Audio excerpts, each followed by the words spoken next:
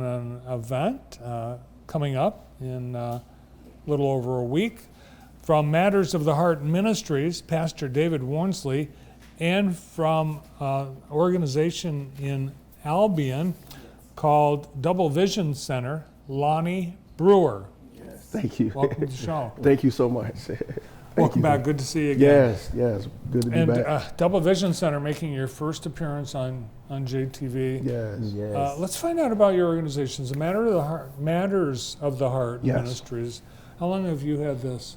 We started in 2016. I literally started doing live streams in my vehicle when I lived in Atlanta, and it's just been blossoming over the years. We just recently opened up our church facility service we're using in Albion, Michigan.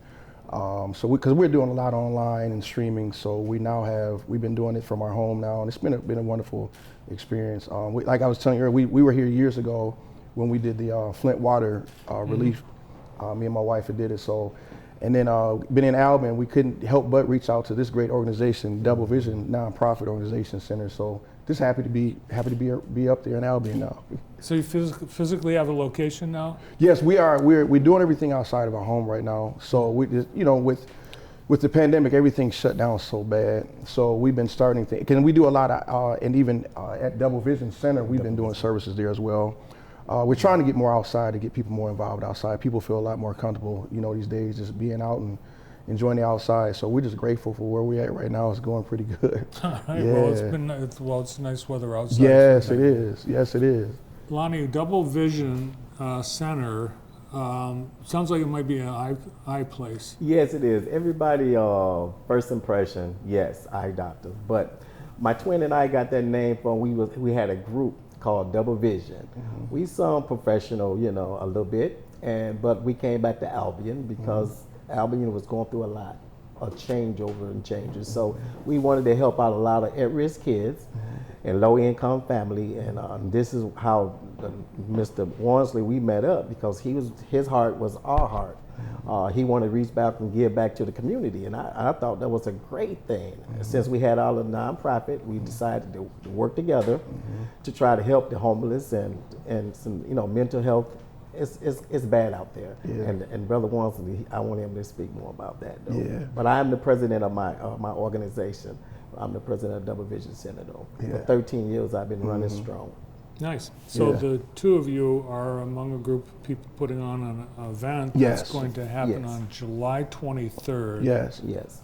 Called Pop-Up Praise. Yeah. It sounds like it's one of those old-fashioned revival crusades. Yes, sir. Exactly. Mm-hmm. It's amazing because we did one back in June, and that's basically what it is. We wanted to go out and just have service outside and really go to where people, during the pandemic, a lot of people really just started going to church, and people start, going on phones, which is fine. But our heart is to really get the message of, the gospel to everybody. And this is my heart, is going out to where people are, especially down at the homeless shelter. We know that mental health and the economy is bad for people. At our church, what we do once a month, we do a mental health series where we talk to people that are suffering with mental health and suicide.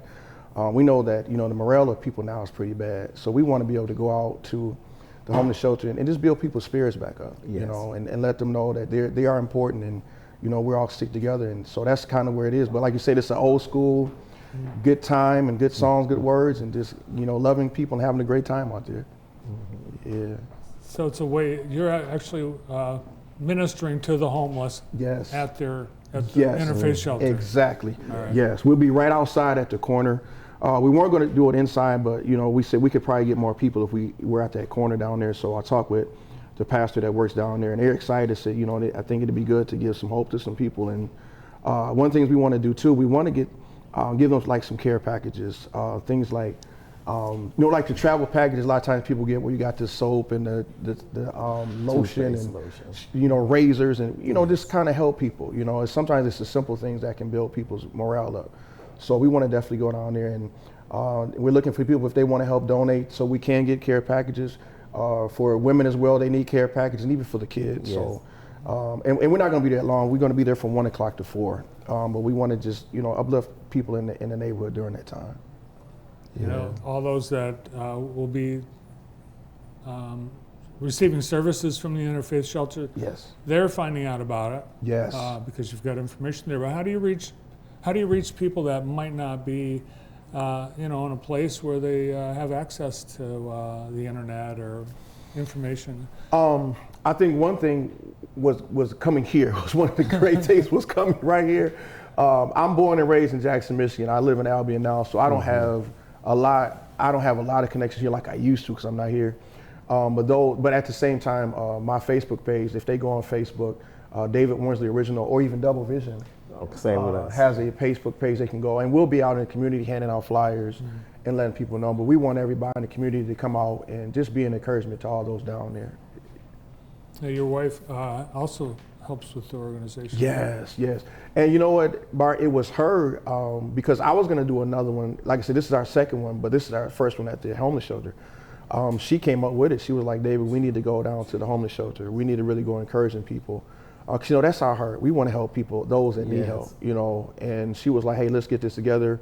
I'm grateful for all those at the Interfaith Shelter to say, come on in, and we're just happy to do it. And honor to her, my wife, Kathy, she's not here today, but honor her as well for even coming up with what a lot of us we're doing today. Yeah. I think people, we're seeing more and more. I was just in Grand Rapids and Kalamazoo recently, and if you think there's a homeless problem here, you should see those cities. It's unbelievable. Yes, it is. And it's very obvious there's a lot of people living on the streets. Yes, exactly. People want to know, how does someone help? Yes. How does someone help the homeless without being offensive or providing something they don't really need or want? I'm gonna tell you, for me, working downtown Lansing, I see it a lot. Now, when I lived in Atlanta, Georgia, as you said, big metropolitan cities, it's major. Yeah. But many times, it's the simple things. I was in Bigby one day, and I left out there, had a coffee. I see a man standing out, and I'm like, you know what? I really don't need the coffee myself. And I'm like, can you imagine being out in the cold and just wanting a warm drink? And I'm like, here. Another time I was down in QP's downtown and got some food, and I see a man out there, and I'm like, you know what? I really don't need this, and this gentleman needs it far more than what I need. So sometimes it's just giving the simple things. Like you said, people sometimes get offensive if you do ask them, but I found out usually it's just by chance I see people, and I'm like, you know what? People need this more than I do. Yes, and also too, when people see genuine coming your way, yes, they'll open up their heart for you. Yeah. If you come to them in a genuine way. Yes. And that's, we had to learn that in our organization as well. Yeah. If I approach somebody that's having less than what I have, I have to be humble. I have to humble myself and come to them and say, I understand. I have family members that's going through this. I have, friends that's going through this. I'm here for you. And if they can see the genuine in you, they don't mind the help. Yeah. They don't mind. Yeah. If someone wants to help out, provide some funding so that you can buy these care packages and so on, how do you have a Facebook or website? We have a cash app they can go. It's Matters of the Heart 75. So it's Matters of the Heart 75. They can go, they can give. And like I said, $5 or $10 here, it's just something that we can get them something. A lot of them don't have something as simple as deodorant or face soap or face towels. So we want to definitely help as much as we can. And then people are welcome to come be part of this event? Yes, please come. It's from 1 o'clock to 4. Everybody's welcome to come. Yes. All right, and that's July 23rd Yes. at the Jackson Interfaith Shelter. Well, good luck with your ministries. Thank you, Bart. Thank you good to see you so again. much. Thanks Yes. And thank you for allowing us to have this on your platform. Yes, we really thank you so much. We appreciate it. Great to have you here. Awesome. From Matters of the Heart Ministries, David Wormsley, and from Double Vision Center of Albion, Yes. Lonnie Brewer. There you Yes. go. Thank you.